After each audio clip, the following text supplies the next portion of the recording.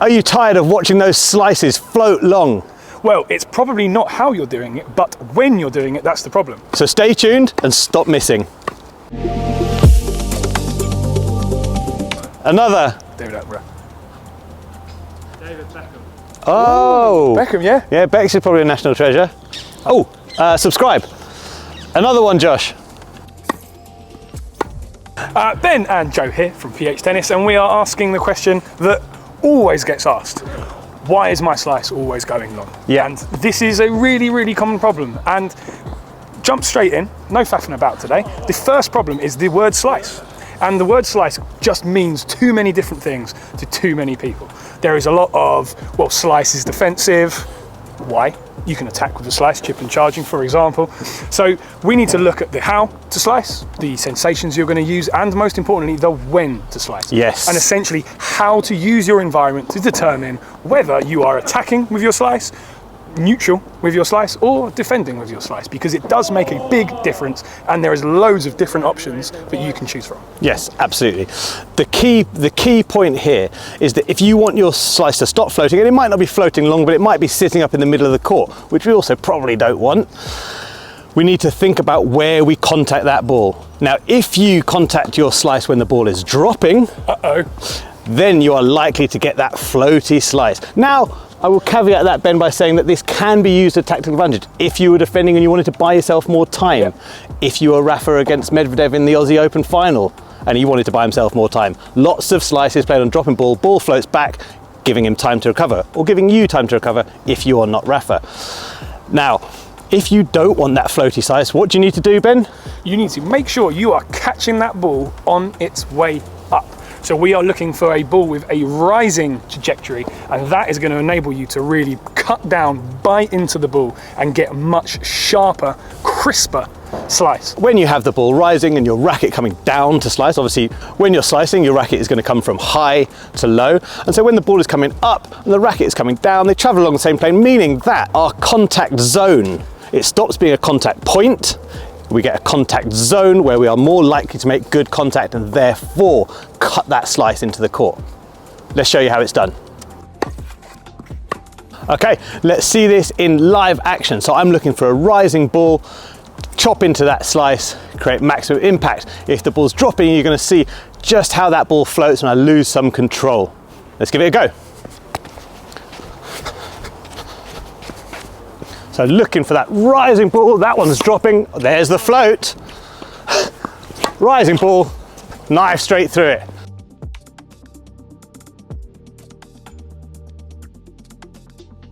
Up on top of it, on the rise, knife right through it. Here we go, on the rise, cutting through it, lovely attacking slice. Now if it starts to drop,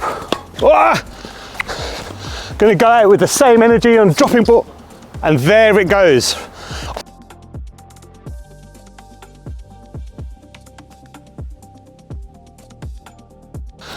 And again, same energy. Now I'm looking for the rising ball, should see a real difference in the outcome. There we go, cutting through it. Just like so. Sliced them and diced them, Ben. Yes, and really, really interesting how different it was. So just from the other end, just feeding those balls down, when you made the right decision and got it on the rise, instantly, significantly better shot. And yeah. That's kind of the main point we're trying to make here, is that you can easily start thinking that you have a bad slice or a defensive slice. But it's really logical, right? If your racket is coming down to a ball that's also coming down, it's just going to bounce off and float away. And what happened was, you had to start changing the sensation you were using to try and get the ball in the court. Yeah. And so we actually, like, behind the scenes a little bit, we had to pause, and when Joe played the dropping slices with that same cut sensation, they were miles long. Yeah, and I think it was quite hard for me to adjust because there are sometimes, obviously, you set up to play a slice and it's dropping, you think, okay, I know this is going to float, so you just change your sensation, you just change it a little bit. Well, not do that was quite challenging. And this is my point, and this is why lots of club level players think it's a defensive shot, because if you do play it at the wrong time, you have to be careful, because if you don't, it will disappear out the back of the court. And that's when we end up with this weird sort of translation starting, where slice becomes a byword for cautious, careful, defensive, safe. Yeah. Which just isn't true.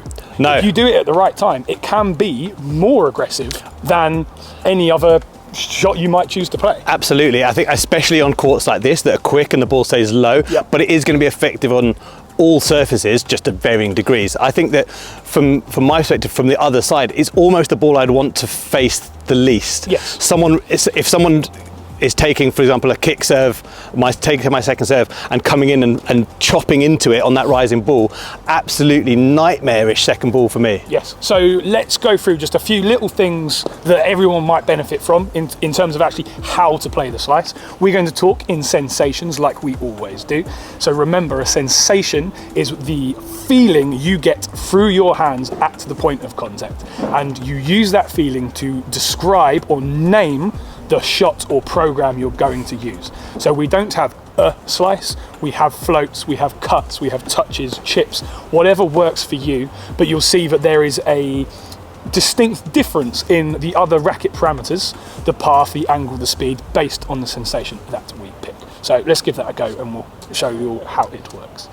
Couple of things that we're looking for from the more traditional technical side. I'm going to look to get my racket up above the ball. It's going to cut through, and I'm going to put the brakes on round about here where possible. That should give me the sensation that I like. Probably a cut, knifing through it, cutting straight to that ball, but that racket is up above it, coming down through, causing maximum difficulty down the other end. If I were defending, I'm then probably looking to buy myself some time, so I probably want a little bit more height on it, give myself a bit more time to recover, looking for a float here. That's landing right back on the baseline. Just buying some time. That's the float, that's a cut, and if we're getting really attacking, we're going to drop shot with a nice little touch. There you have it. My sensations for playing what many would call a slice. Of course, this doesn't just have to be backhand. You can slice with a forehand, even if you think it's an old man person shot. It's very effective. In summation, I sliced them up, I diced them up, and I played beautiful slices. Yeah, and that's kind of the point, right? Beautiful slices, but there was so much variation with them. We had attacking, we had neutral, we had defending, and this is kind of the whole point, right? Stop thinking of slices like slices. There is a huge difference based on when you're playing it, how you're feeling when you're playing it, and just make sure that you're not sort of doing yourself down almost. It's like putting a limit on your own game. Yeah. It's like just because you need to slice the ball doesn't mean you've got to defend. No, exactly. And it doesn't mean like how many players can deal with your big flat forehand or your topspin into the, change it up and chuck a slice in there that's actually an attacking option. Yeah. So the question was, how do I stop letting my slice float long? And the answer, put simply, is catch the ball on the rise and choose the right sensation. Yes, and the right sensation is different for every situation and for every single player. We have historically players like Tim Henman who chipped and charged as an attacking option. Obviously when... Tiger Tim, there you go, a national treasure. Yes. Is he a national treasure? Oh, I don't know. I don't think he is. No, he's not. No. Anyway, so back to slice. So obviously Tim Henman used the chip and charge as an attacking option. We have Alcaraz, we're filming this very close to the Roland Garros final, uses drop shot all the time as an attacking option, and if you watch very carefully, the ball is always on the rise when he does it. Yeah, when he does it well. When he does it well, always on the rise. You have Del Potro. A lot of you remember when he got injured, he came back and his left wrist injury, he had to slice a lot of his backhand. That became a neutral option for him. And then obviously more classically, we have players slicing when they're in big trouble all the time. But the point is, these are all slices. They are all appropriate. They are all acceptable. It can be whatever you want it to be. Just find what works for you. And they're really, really effective. Yes. They're really effective. So don't be shy of slicing. Get on the court and try it out. You might surprise yourself with how effective it can be. For sure. As always, don't forget to share, follow, subscribe, all that stuff, and you'll never miss a thing from PH Tennis. Bye.